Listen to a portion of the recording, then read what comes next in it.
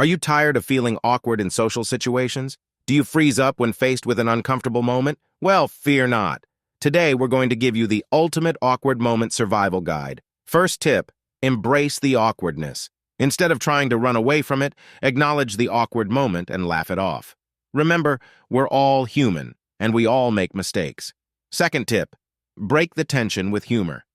A well-timed joke or a funny comment can lighten the mood and make everyone feel more at ease. Just be sure to keep it light and friendly. Third tip, redirect the conversation. If things start to get too uncomfortable, steer the conversation towards a more neutral topic.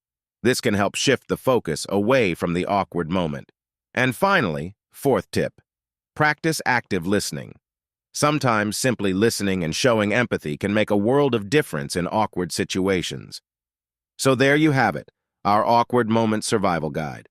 Remember, it's okay to feel awkward sometimes, but with these tips, you can navigate those moments like a pro.